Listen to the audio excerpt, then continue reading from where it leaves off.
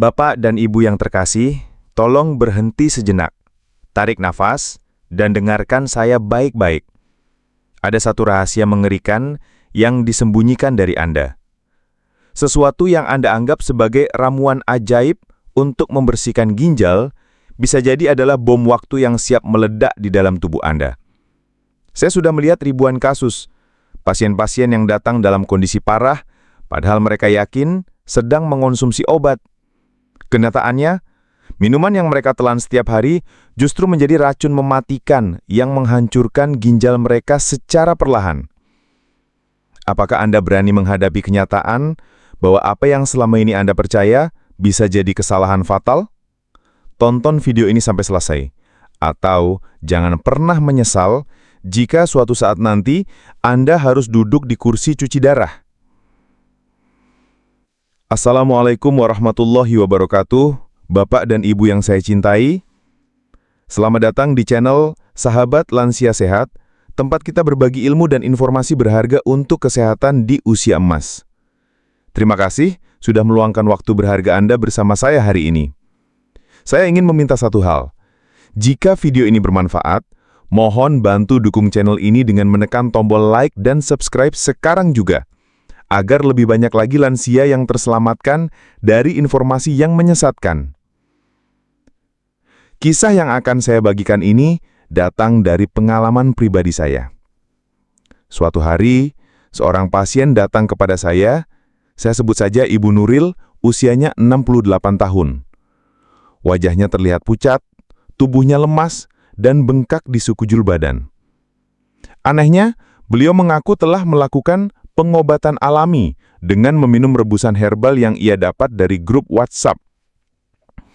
Ibu Nuril sangat yakin herbal itu akan menyembuhkan ginjalnya yang sudah bermasalah. Namun, setelah saya periksa, kondisi ginjalnya justru semakin memburuk. Saat saya bertanya apa yang beliau konsumsi, Ibu Nuril dengan bangga menyebutkan beberapa jenis ramuan yang ia rebus. Beliau tidak tahu ramuan-ramuan tersebut memiliki kandungan kalium dan fosfor yang sangat tinggi, dua zat yang sangat sulit diproses oleh ginjal yang sudah lemah. Cerita Ibu Nuril adalah tamparan keras bagi kita semua. Niat baik harus diiringi dengan pengetahuan yang benar. Di era digital ini, informasi begitu mudah menyebar dan banyak klaim yang beredar menyebutkan bahwa minuman herbal tertentu bisa membersihkan bahkan menyembuhkan ginjal. Namun, benarkah demikian? Sebelum kita bongkar tuntas 5 herbal yang sering diklaim sebagai penyembuh ginjal, mari kita pahami dulu fungsi ginjal. Ginjal adalah organ yang bekerja tanpa henti, ibarat filter air paling canggih di tubuh Anda. Tugasnya menyaring darah, membuang zat sisa beracun, dan menjaga keseimbangan cairan dan mineral penting.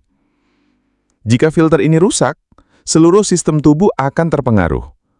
Penting untuk dipahami bahwa dalam dunia medis, kerusakan ginjal yang sudah parah atau gagal ginjal tidak bisa disembuhkan begitu saja hanya dengan herbal. Kerusakan yang sudah terjadi tidak bisa kembali seperti semula. Jadi, klaim bahwa herbal bisa menyembuhkan ginjal yang rusak adalah pernyataan yang menyesatkan dan sangat berbahaya. Minuman herbal hanya bisa berfungsi sebagai pendukung atau pencegahan. Kita harus bijak dalam memilih informasi. Banyak herbal yang memiliki manfaat, tetapi penggunaannya harus tepat dan sesuai kondisi. Salah takaran, salah jenis atau salah tujuan justru bisa membawa petaka. Ini adalah hal yang seringkali diabaikan oleh para penderita penyakit ginjal. Mari kita bedah satu persatu apa manfaat sebenarnya dan apa potensi bahaya yang tersembunyi. Sebelum kita masuk ke pembahasan yang paling ditunggu, saya ingin tahu, dari kota mana Anda menonton video ini dan berapa usia Anda saat ini? Silakan tulis di kolom komentar. Jangan lupa juga untuk menyukai video ini dan subscribe ke Sahabat Lansia Sehat agar Anda tidak ketinggalan berbagai tips dan ilmu terbaru dari kami. Sekarang, mari kita bahas. Bapak dan Ibu sekalian, air mentimun adalah salah satu minuman yang paling sering disebut-sebut baik untuk ginjal. Ini memang tidak sepenuhnya salah, karena mentimun memiliki kandungan air yang sangat tinggi, bahkan lebih dari 90%. Kandungan air yang melimpah ini sangat membantu tubuh kita untuk tetap terhidrasi. Ibarat mesin mobil yang butuh oli agar tidak aus, tubuh kita butuh air agar semua organ bisa bekerja dengan lancar. Ketika tubuh kita terhidrasi dengan baik, maka volume darah juga akan terjaga.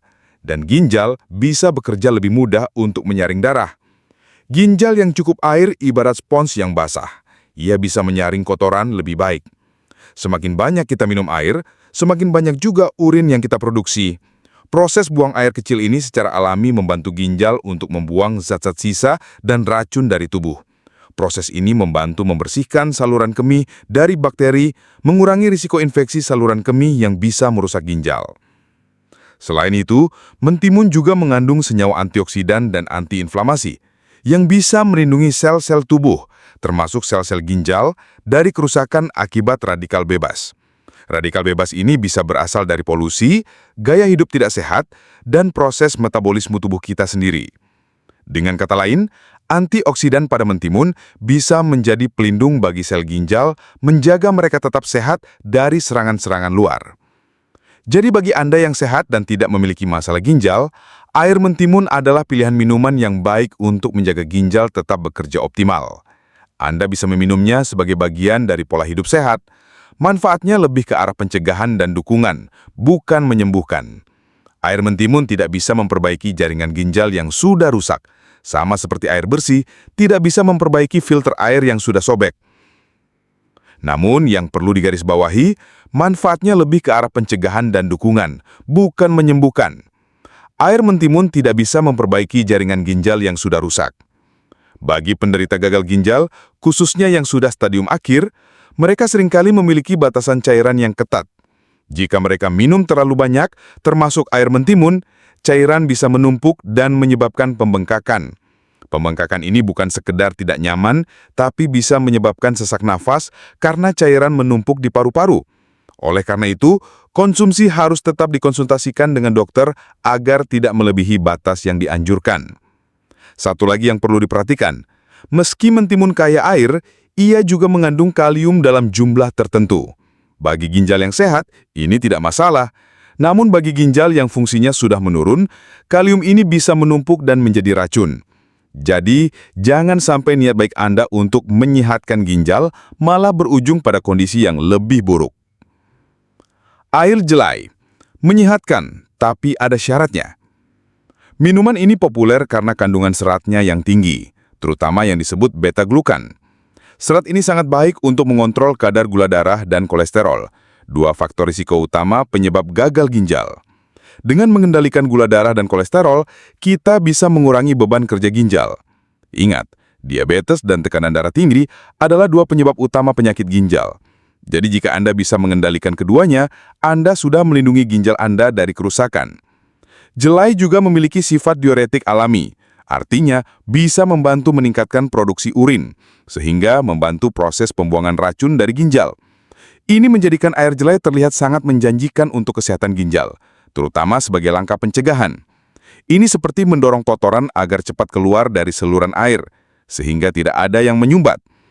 Namun di balik manfaatnya yang luar biasa, ada satu hal yang sering dilupakan dan sangat berbahaya bagi penderita penyakit ginjal kronis. Jelai, sama seperti biji-bijian lainnya, mengandung fosfor dan kalium yang cukup tinggi. Dua mineral ini jika berlebihan bisa sangat mematikan bagi ginjal yang sudah sakit.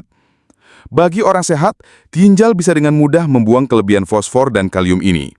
Tapi bagi penderita ginjal kronis yang fungsi ginjalnya sudah menurun, zat-zat ini akan menumpuk di dalam darah.